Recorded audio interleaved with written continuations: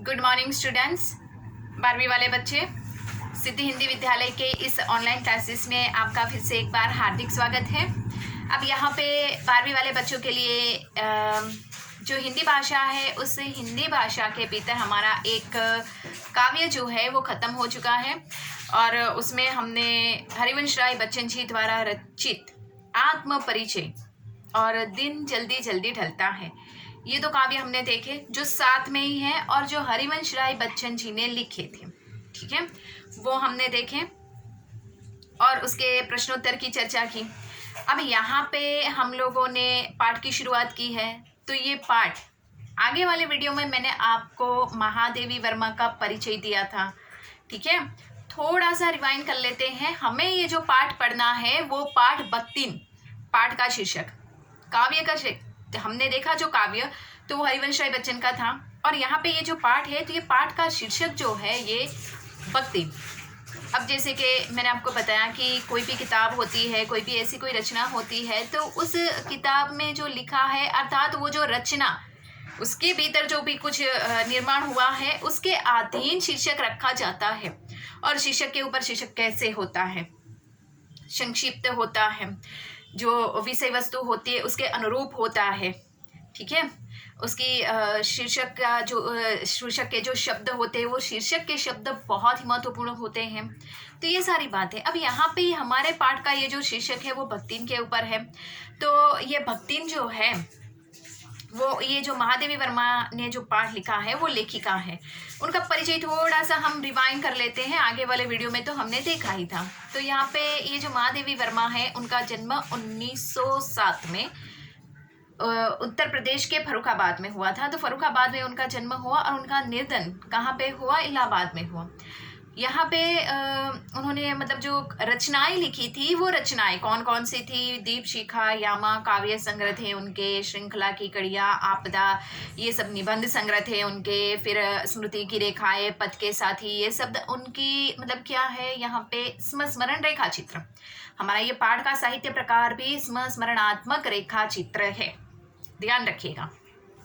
अब यहाँ पे उन्होंने उनके जीवन की थोड़ी सी बातें मैंने आपको बताई थी। ठीक है, कि वो किस प्रकार से वो शब्दों वो अपने रचना के भीतर उन्होंने नारी जगत के लिए भी बहुत सारी ऐसी कार्य किए हैं, सेवाभावी कार्य। इतना ही नहीं, उन्होंने साहित्य के क्षेत्र में अपना एक अजोड़ नाम बनाया है। इतना ही नहीं, छायावाद के क्षेत्र में उनके सर्वश्रेष्ठ उनका नाम है। और यहाँ पे छायावाद के क्षेत्र में प्रमुख रूप से 4 जो कवि है विशेष, प्रसाद पंत निराला महादेवी वर्मा, प्रसाद जयशंकर प्रसाद, पंत सुमित्रानंदन पंत, ठीक है, निराला जिसको हम सब जानते हैं, उनके नाम के हिसाब से ही उनकी रचनाएं भी निराली है, और महादेवी वर्मा। तो ये छायावाद किसे कहते हैं, थोड़ी बहुत मैंने आपको आगे बात बताई कि छायावाद यानी प्रकृति के ऊपर काव्य। इनके काव्य प्रकृति के ऊपर होते हैं, प्रकृति भी सांस लेती है, इंसान की तरह होती है, बहुत कुछ हमें सीख देती है, अपना कार्य कर्तव्य वो बखूबी निष्ठा से निभाती है। कभी उसने किसी भी इंसान से प्रकृति ने अपना मतलब हिस्सा नहीं मांगा है, और प्रकृति के साथ जो नियम के हिसाब से चलते हैं, प्रकृति उसके ऊपर अपनी छत्र छाया हमेशा मतलब रखती ही है, अपनी छाया में सबको रखती है। अब यहाँ पे हमारा ये जो पाठ है बख्तिन, तो बख्तिन की चर्चा कर लेते हैं। ये पाठ का साहित्य प्रकार मैंने आगे आपको बताया। वैसे स्मरणात्मक रेखा चित्र, महादेवी वर्मा के जीवन में एक बख्तिन नाम की ये जो औरत है, ये औरत अपना एक अलग अंदाज रखती है, उसके बारे में है। तो यहाँ पे ये स्मृति की रेखाओं से संकलित किया गया है, मतलब लिया गया है। ये उन्होंने स्मृति की रेखाओं पुस्तक में लिखा था। स्मृति की रेखाएं पुस्तक का शीर्षक है, नाम है ये पुस्तक, उसमें से उन्होंने ये बख्तिन लिखा था। तो बख्तिन का एक छोटा सा हिस्सा यहाँ पे लिया। अब यहाँ पे ये जो बख्तिन है, ये बख्तिन महादेवी वर्मा के यहाँ काम करने वाली एक औरत है, उसके ऊपर उन्होंने ये बहुत अच्छी स्मरणात्मक रेखा चित्र लिखा है कि वो जो औरत है वो औरत अपने पढ़ी लिखी नहीं है, गांव की एक मामूली सी औरत है जो खेती बाड़ी करती है और अपना जीवन यापन करती है। अब वो महादेवी वर्मा के घर में वो एक नौकरानी का काम करती है। उसकी जो सोचने की स्थिति है वो थोड़ी अलग है। जैसे कि मुझे हँसी इसके लिए आती है क्योंकि यहाँ पे बच्चों हम जैसे कि सोचते हैं कि कभी एक उदाहरण मैं आपको बता दूँ कि हमें कहीं से कोई वस्तु मिल जाए या चीज़ मिल जाए, ठीक है? तो हम ये सोचते हैं पैसे मिल जाए ऐसा कुछ, तो हम लोग सोचते हैं किसके पैसे हो गए, जिसके है उसको दिया जाए ऐसा। तो हम ये ऐसा सोचते हैं कि ये वस्तु किसकी होगी, जिसकी वस्तु है उसको दे दिया जाए। लेकिन ये महादेवी वर्मा के यहाँ काम करने वाली ये भक्ति नाम की ये जो औरत है, ये औरत क्या करती है कि उनको यहाँ वहाँ कहीं से भी कुछ भी मिल जाए तो वो रख लेती है। पैसे होते तो वो गुल्लक में डाल देती है। ऐसा नहीं कि वो अपने लिए खर्च कर देती है या ऐसा नहीं, लेकिन उसका ये कहना है कि मुझे मिला तो मैंने उसको संभाल के रख दिया।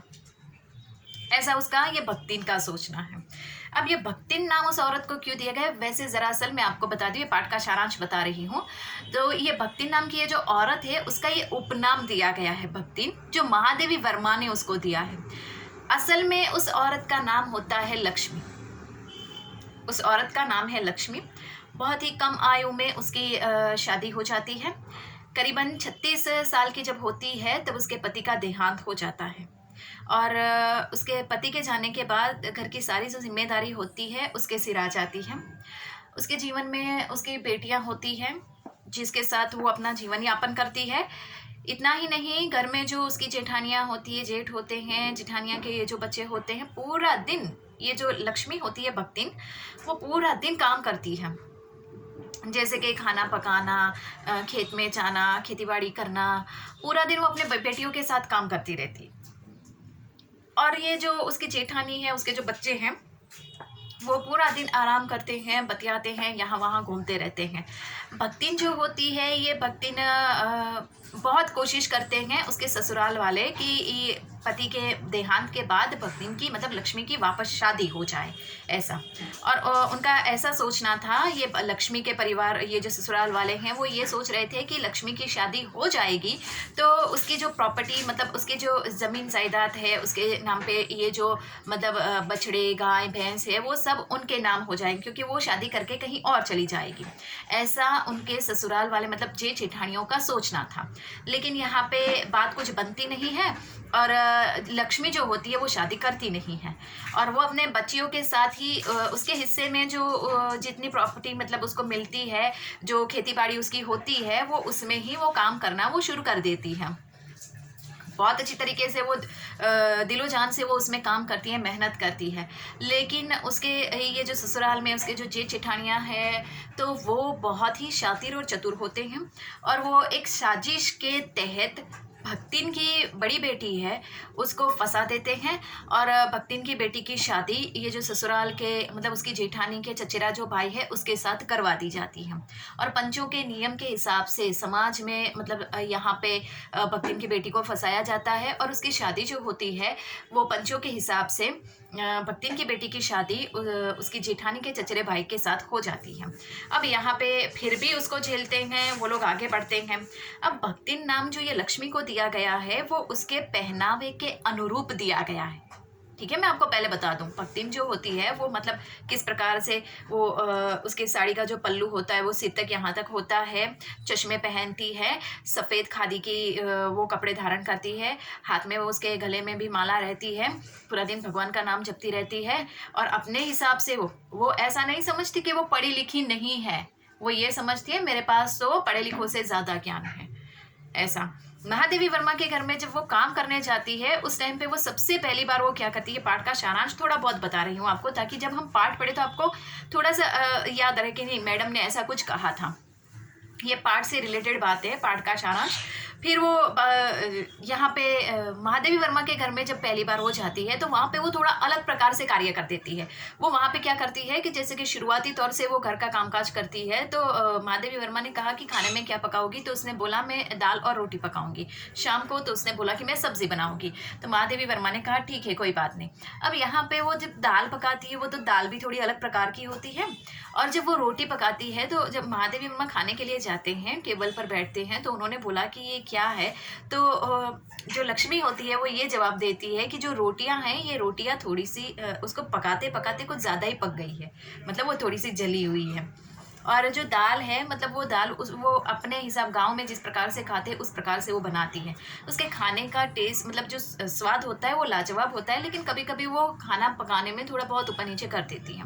महादेवी वर्मा के घर पे कुछ एक उसके जो बच्चे होते हैं, अर्थात जो पढ़ाई के लिए आते हैं, जो साहित्य के क्षेत्र में जिसको रुचि होती है वो लोग वो बच्चे आते हैं, तो वो उन बच्चों के साथ भी वो बतियाती है, बातें करती है, बहुत सारी ऐसी उनको भी कहती है कि जीवन में ये सिर्फ किताब का ज्ञान ज़रूरी नहीं होता है, आसपास के जीवन से भी इंसान को ज्ञान मिलता है, बहुत सारी वस्तु से हमें सीख मिलती है, उसको भी धारण करना चाहिए ऐसा। तो वो कभी भी भक्तिन जो है, ये भक्तिन कभी भी अपने आप को ये नहीं महसूस करती थी कि वो अनपढ़ है, वो पढ़ी लिखी नहीं है।